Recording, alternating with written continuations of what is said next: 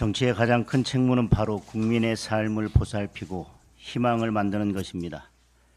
정치를 살려 국민께 희망을 드려야 합니다. 제 말이 아니라 이재명 대표가 대표회담을 제안하면서 했던 말입니다. 여야 대표가 비밀리에 할 얘기도 있겠지만 국민의 삶이 어려운데 굳이 비공개로 만나며 노력하는 척만 한다는 건 동의하기 어렵습니다. 이 또한 이재명 대표가 작년 6월 7일 죄송합니다.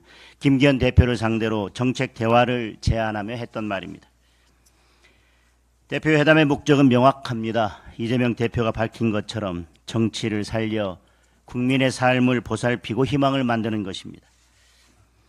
국민들이 이번 대표회담에 거는 기대 또한 다르지 않습니다. 제발 정쟁을 중단하고 정치를 살려 국민의 삶을 보살피고 희망을 만들라는 것입니다. 국민의 삶이 어려운데 굳이 비공개로 만나며 노력하는 척만 하는 것은 희망 고문일 것입니다. 참으로 오랜만에 열리는 대표회담입니다. 그만큼 국민들의 기대도 큽니다.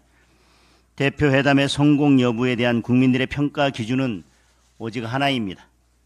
바로 민생입니다. 국민들은 대표회담에서 누가 민생을 말하고 국민의 삶을 걱정하는지 직접 보고 평가할 수 있어야 합니다. 굳이 생중계를 피할 필요도 없습니다. 그러나 그것 또한 협상 과정에서 얼마든지 조율할 수 있는 가능성이 열려 있습니다.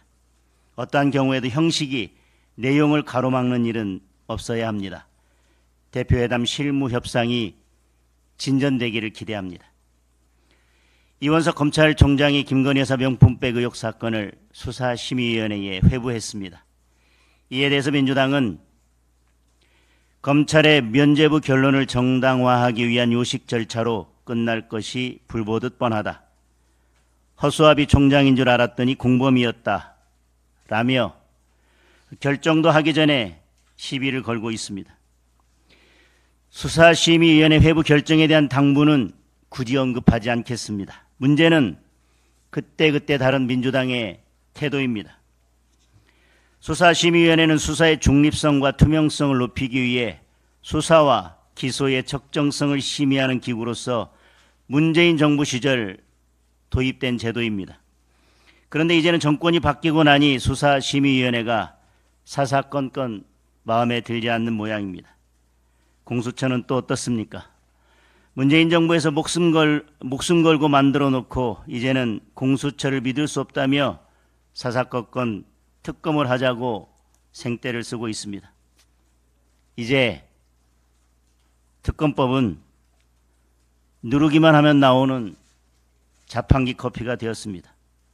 공수처도 수사심의위원회도 결국 문재인 정권을 위한 일회용이었습니다. 수사심의위원회는 법과 절차에 따라 공정하게 결정할 것입니다. 판단은 국민의 몫입니다. 그리고 결정에 대한 책임과 비판은 수사심의위원회와 검찰총장의 몫입니다. 비판은 그때 해도 늦지 않을 것입니다. 이상입니다.